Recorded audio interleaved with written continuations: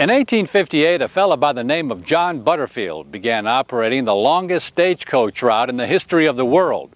The Butterfield route extended from Missouri all the way to San Francisco, a distance of some 2,800 miles. Today you can retrace a portion of that route through northwest Arkansas by way of the Butterfield Heritage Trail.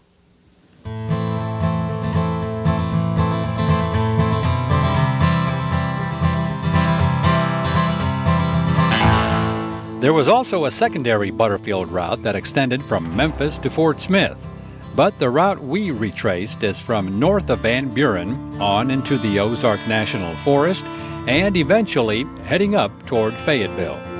A good portion of this particular route looks almost the same as it did during the 1850s, especially the section that goes through the National Forest.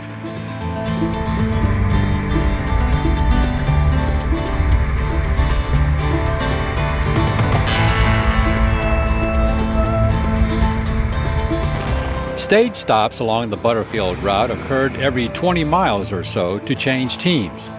Fitzgerald Station in Springdale, an old stone barn and stables, is one of the few remaining Butterfield Station structures in the country that's still standing.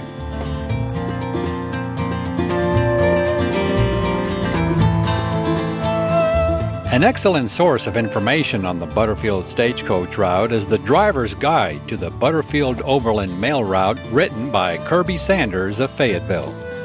Well, it was a tremendous endeavor. Nothing like that had ever been done before. For one thing, not all the roads were passable. So Butterfield came in actually in 1857, and they started improving roads. They purchased several thousand horses, 500 stagecoaches. The actual coach runs were 24 hours a day, 7 days a week. One would leave St. Louis, and if you got on going all the way to California, you could expect 25 days of travel. Coming the other way, from San Francisco back to St. Louis, 25 days of constant travel. If you were riding on that coach and it was mealtime, you had 15 minutes to eat, because that's how long it took to change out the horses. There was no stop and have a nice picnic for an hour or so. You had 15 minutes to eat what was at the station, and by the way, that was not included in your passage. It cost 75 cents for a meal at the station. Call it $5 in modern money. So, and it was an incredible endeavor. There was a lot of argument about it in Congress because some of the congressmen did not want to establish this route. They did not want to spend taxpayer money supporting it. They wanted it to be self-sufficient. But in the beginning, it was such a major encounter that it could not be self-sufficient. And that was some part of the problem that eventually led to its demise, was arguing because, like unto the modern postal service, it had to have some subsidy. The other thing that caused the eventual demise was, of course, the Civil War. In 1861, when the southern states seceded, one of the first things the federal government did was say, okay, fine, you seceded, no more federal service. That included the mail. And at that point, Butterfield shut down.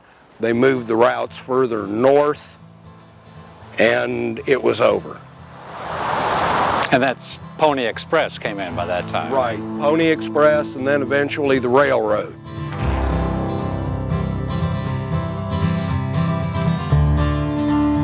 Most of the obstacles were nature. You had problems trying to run a 1,400-pound stagecoach and a brace of 4 horses through the Ozark Mountains in the middle of the night was a little difficult. And if a driver was trying to make too much time, you could break the tongue, which made the coach uncontrollable. You bounced people all over the place inside the coach, which was not a sumptuous accommodation by any stretch of the imagination. There were people who abandoned the trip in the far west because of a lack of water. Food was usually a problem. There you could get only what was available at the stations unless you bought something, say, in Fort Smith and picnicked it, ate it in the wagon as you were going along. One of the least problems was for the Butterfield was Indian attacks. Butterfield had a policy of accommodating the Indians, of attempting wherever possible not to be aggressive or confrontational, and as a matter of fact traded with them.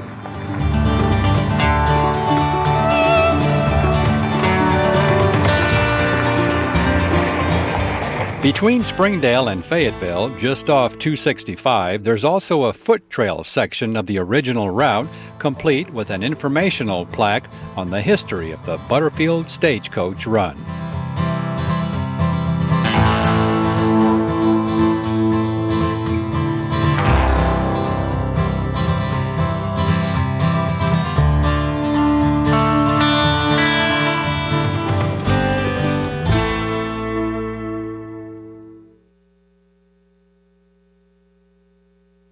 Beautiful Lake Alma. Now, those of you who aren't from around this area probably don't even know that this lake exists. It's located just outside of town near Highway 71. There's a wonderful hiking trail that goes all the way around the lake, and we were invited by three local hiking enthusiasts to join them and check it out.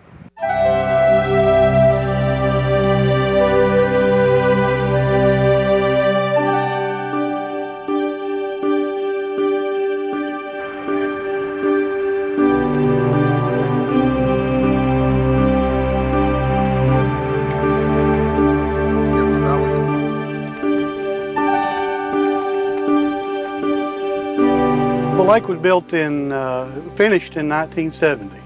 It's roughly a 124-acre lake. It's a water supply and flood control for the city of Alma, which also supplies several smaller towns around here. And since 1970, that's all it's been. Not much fishing going on and so forth. Here in the last few years, they've put in a fishing pier. They've stocked the lake with fish.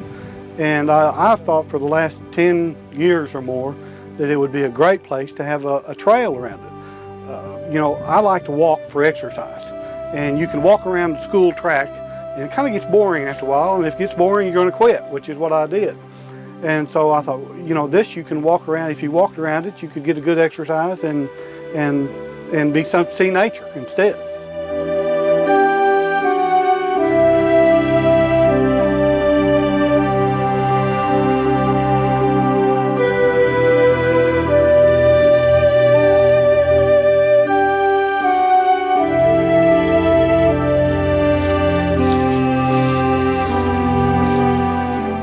It was Harry McWater's persistence, determination, and finally taking it upon himself that made the Lake Alma Trail a reality.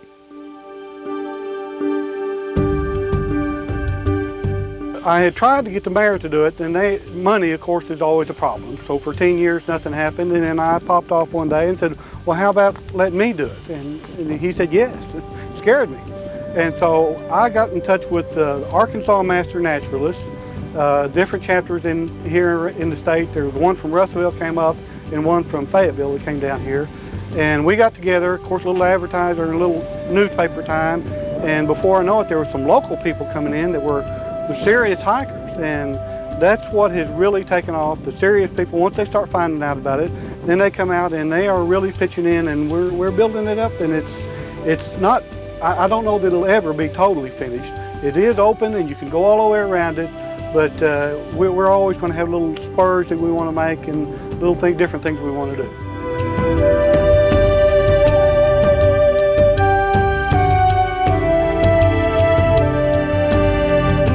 Alma residents and veteran hikers Jim Warnock and Laura Seal, who hiked along with us, couldn't say enough good things about this trail.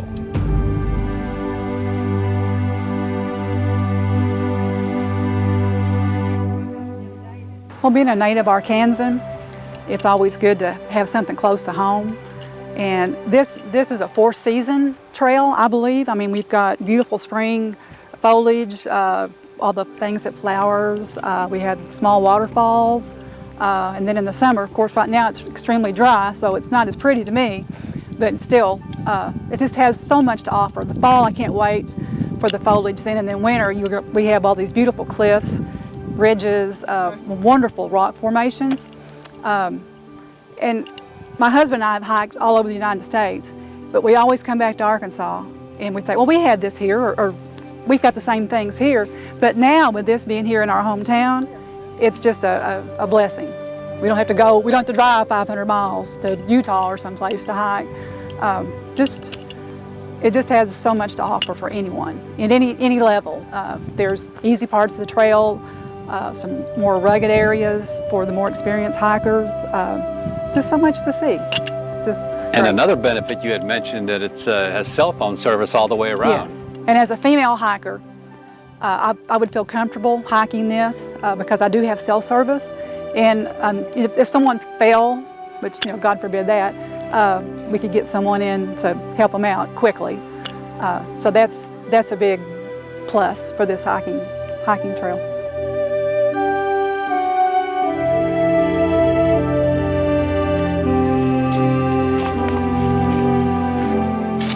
Well, it's an amazing trail because it's got so much variety to it. You'll see a family walking with their kids, and then a few yards down the trail you'll see rock hopping trail runners, and they're excited about scrambling up and down some rocky bluffs. I enjoy it because it's just an easy workout trail in the morning, and we have lots of people that are local will come out and think of it as just their daily walk. Then we have other people that are driving here and making it more of a destination hike and making a day of it. What do you enjoy particularly about it as far as like a big highlight of it? To me, a real highlight of this trail is the historic rock structures at about 1.3 miles in. There's a hexagon-shaped rock structure which really is mysterious, and we can't find any locals that know the background story on that. So we're doing a little research trying to find out about that. Another big feature for me is getting out on the point of the lake and looking out over the lake. There's a higher visibility point up there that you scramble up some bluffs to get to, and it's just a real treat to see the whole lake in an eye shot like that.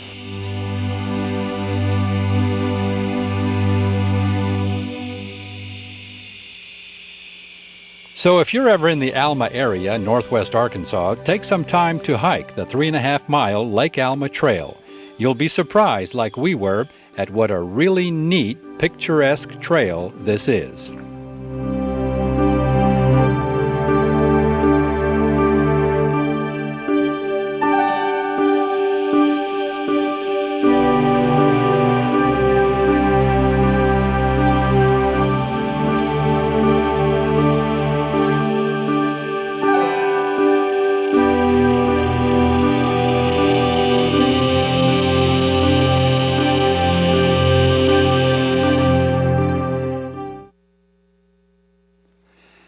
It's an opportunity to see eastern Arkansas like you may have never been aware of. 25 miles of multi-use trails here at Village Creek State Park near Wynn.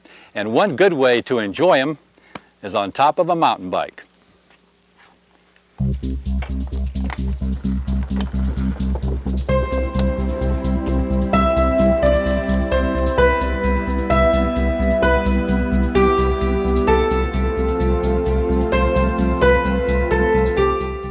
Village Creek State Park is considered one of the adventure state parks because of the mountain biking opportunities that are available here.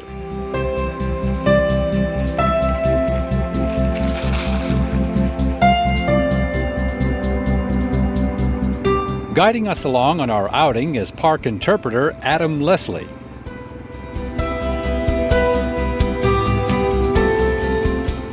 Like you mentioned, we have about 25 miles of multi-use trail out here, and it's got a little bit of something for everybody. We've got a lot of big hills if you like climbing those, but we've also got some really nice rolling terrain for just a nice evening, afternoon ride.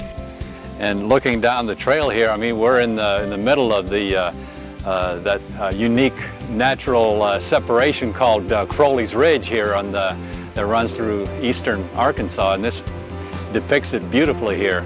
Yes, it does, and there are a lot of other excellent viewing opportunities along the trail, many just like this one. What's one of your favorite sections in the park? One of my favorite sections is Section A, and it's got a great example of this back here, but only it's a little bit tighter and kind of winds through, and it really feels like you're in a tunnel going down the hill. It's a lot of fun. You can build up some good speed and just have a good time going down it. So folks can come out here with camp and bring their mountain bikes and just have a good old time. That's right, they can.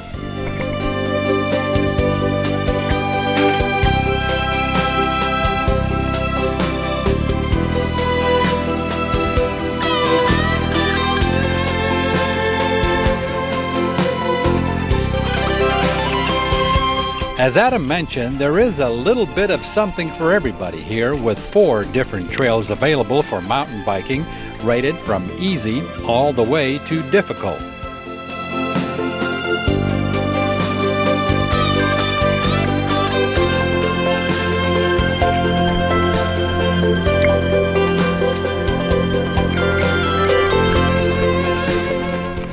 Since the park lies entirely upon the unusual geologic formation called Crowley's Ridge, it has very fragile soil known as loess, which was glacially created and wind-blown deposited.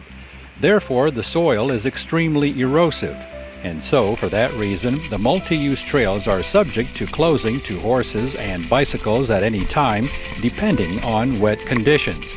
So it is best to call ahead under those conditions to see which of the trails might be closed.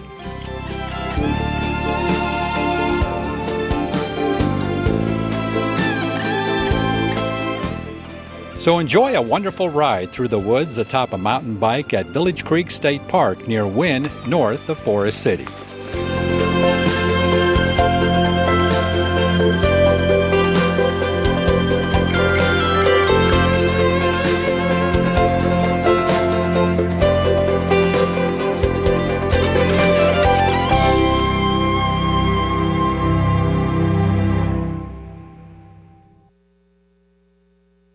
We're on Crooked Creek here near Yellville at the Fred Berry Education Conservation Center. A lot of things going on here. One, a blue ribbon smallmouth bass stream, and several really neat hiking trails. First, we're going to try our luck here with Dwayne Haight out of Mountain Home, who's going to take us along and do a little smallmouth fishing.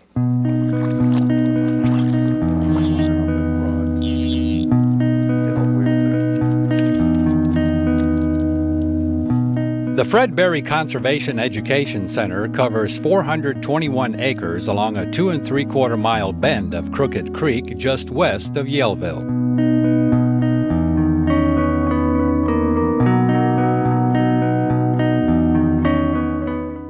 Well, Crooked Creek is something that's kind of unique in some ways, but it's also common in this area in that it's a wild Ozark spring-fed stream, so it's got a gravel bottom with the bluff-lined limestone bluffs and all, but the native fish in here are smallmouth bass. And it's listed, like you said, it's a blue ribbon stream. Some magazines have actually listed as one of the top 10 smallmouth streams in the nation. And I've not fished the other 9, but I know this one's good.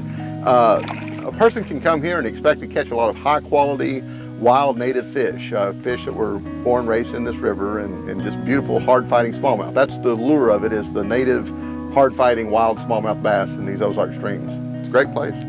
And to fish the way we're doing, fly fishing for smallmouth, is pretty cool. Well, it's something I've done most of my life. I love to fly fish. There's a lot of ways to catch these fish. This by no means is the only way, and sometimes maybe not the most productive way, but we use flies that imitate, the different food forms, whether it's crawdads or, I've got you throwing a grasshopper imitation because we're in the late summer and there's lots of grasshoppers up here in the field, and so we're we're choosing to fly fish, but you can catch them on anything from live bait to spinning rod lures and such, and you know, anyone can do it. But we really emphasize the protection of smallmouth bass. This area was set aside as a catch and release stream section anyway, so that we could grow these fish in good numbers and good size to optimize the sporting, you know, potential of it versus, you know, food harvest and that type of thing.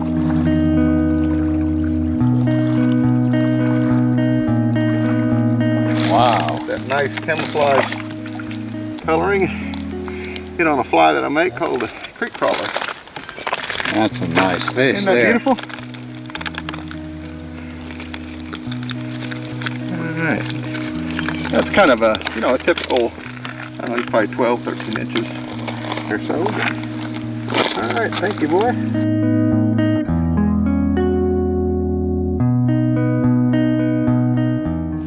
The Conservation Education Center along Crooked Creek is primarily geared toward youth and gaining a greater appreciation for the outdoors.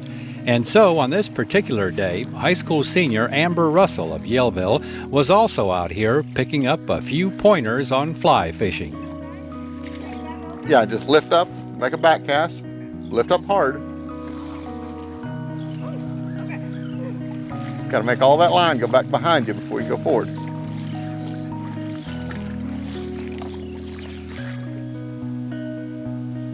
This is my first time actually being at the convention center itself, but from what I've seen, it looks pretty interesting just to stop by and just check out to see what's all on the board and the picnic and all that. But my first fly fishing, that I really enjoyed. It's a lot of arm and wrist muscle movement there, and I just really enjoyed it very much.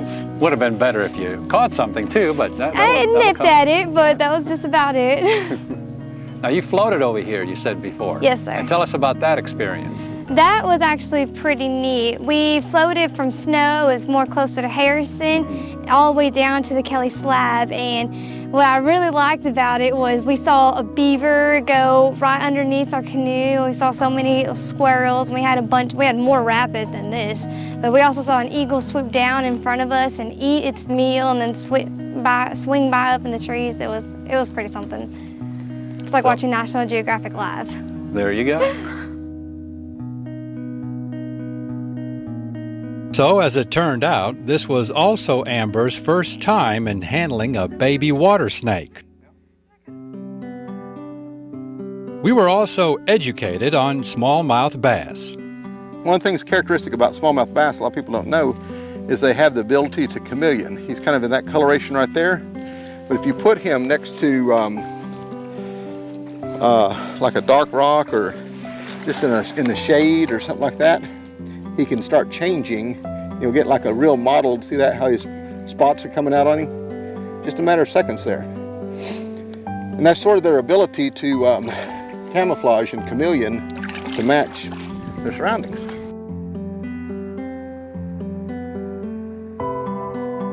This Conservation Education Center is named after retired school teacher and counselor Fred Berry, whose generous donation made possible the construction of the center, which is operated by the Arkansas Game and Fish Commission. Well, I have, same as lived in this area all my life, and Crooked Creek has been a very important part of my life. I played here as a child. My children ran all over this area. I live less than a mile from here. And when this property came up for sale in 1999, I was fortunate enough to be able to cash in some chips and provide the Game and Fish Foundation with the funds to purchase it. Now, at the time, we really had no plan for what to do with it, but it has evolved certainly to my satisfaction, and it's a work in progress. Now you have kids coming here and enjoying outdoors, enjoying nature, and all that good stuff. When I was a child, so many more people had the opportunity to get out into nature. And, you know, with modern children, they have much more of an appreciation and sympathy for protecting the environment than my generation ever thought about. The problem is that the demographics are such that so many of them are so separated from nature that they can't make an emotional connection to it. So I'm hoping that this place and places like it around the state can provide those kids, especially urban children, with that experience. Just being able to get out and run around here, catch crawdads, swim, fish, learn what things are, learn to avoid plants that have 3 leaves, poison ivy, you know. So that's what I hope happens, and it is happening. Well, that's just great, because, yeah, like I said, conservation lies in the laps of our youth today. And I feel that unless there is an emotional connection, that you get out there and find a place you love,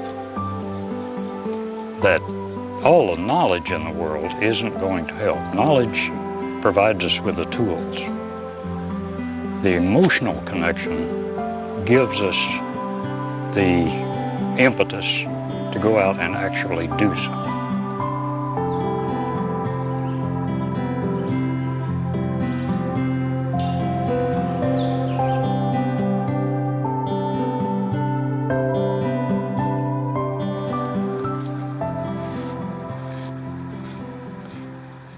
So spend some time for yourself at the Fred Berry Conservation Education Center along Crooked Creek near Yellville.